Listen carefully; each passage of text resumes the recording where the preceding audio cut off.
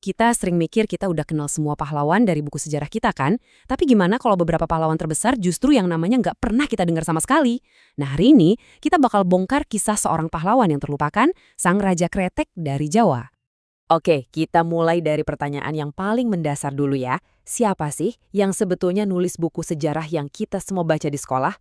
Siapa yang memutuskan pahlawan mana yang harus kita ingat dan mana yang, sengaja dibiarkan hilang dari ingatan?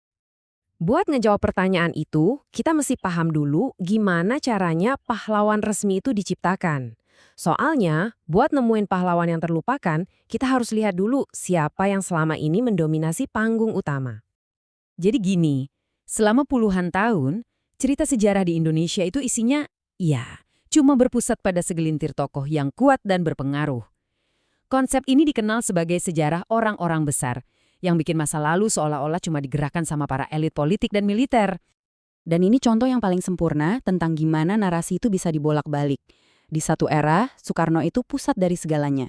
Tapi di era berikutnya, di bawah Orde Baru, warisannya dihapus secara sistematis dari buku-buku.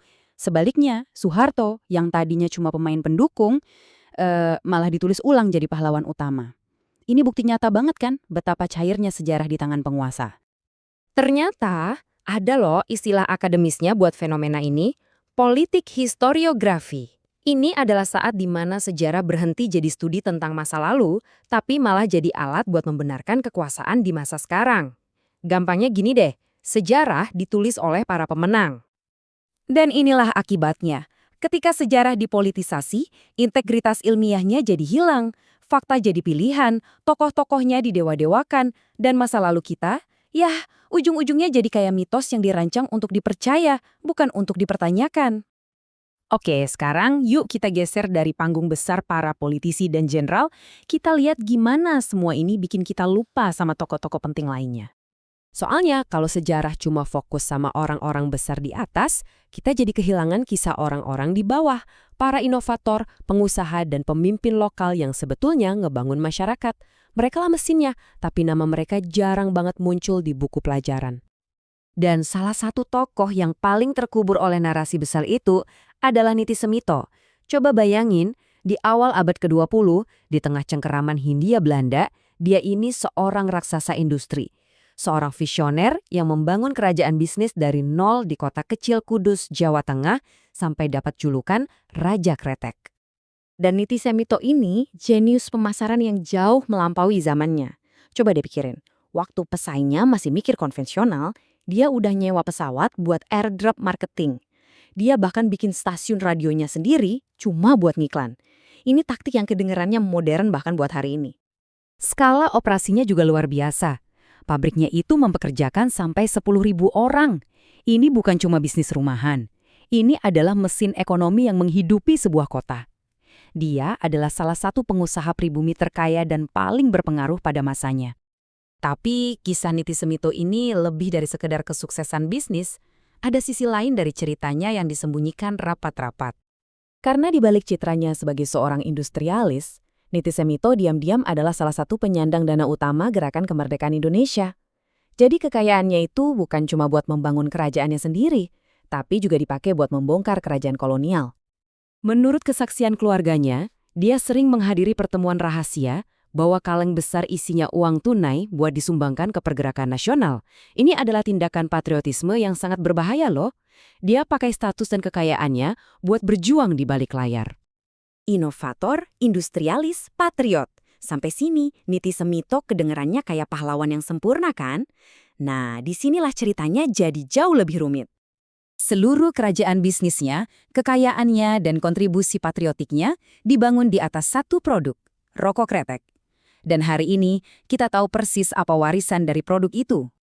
Pergeseran perspektif di sini tuh tajam banget. Kita lompat dari seorang pahlawan sejarah ke isu kesehatan masyarakat modern yang penuh dengan disinformasi. Logo-logo ini kan mewakili pertempuran yang terjadi hari ini.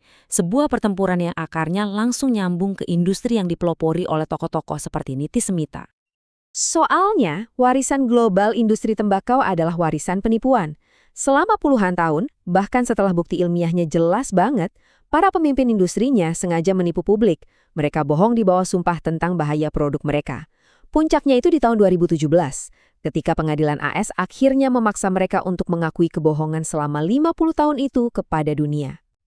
Dan ini cuma sebagian dari kebenaran yang mereka dipaksa buat iklankan.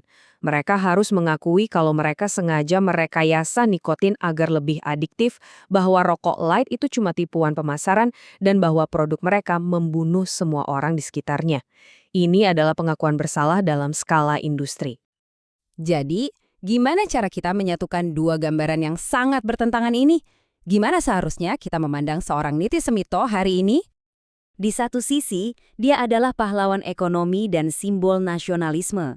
Seorang pribumi yang sukses luar biasa di era kolonial dan mempertaruhkan segalanya untuk kemerdekaan. Di sisi lain, dia adalah arsitek dari sebuah industri yang produknya telah menjadi salah satu penyebab utama kematian di dunia. Keduanya adalah fakta yang nggak bisa dibantah. Kisah Niti Semito ini memaksa kita untuk menolak gagasan tentang pahlawan yang sempurna. Ini jadi pengingat kalau sejarah yang sejati itu rumit, berantakan, dan penuh dengan kontradiksi. Tokoh-tokoh terbesar seringkali meninggalkan warisan yang paling problematis. Jadi, ini pertanyaan terakhir buat kita semua. Bagaimana kita harus mengingat pahlawan dengan warisan yang rumit? Bisakah kita merayakan patriotisme dan inovasi seseorang sambil secara jujur mengakui dampak merusak dari industri yang mereka bangun?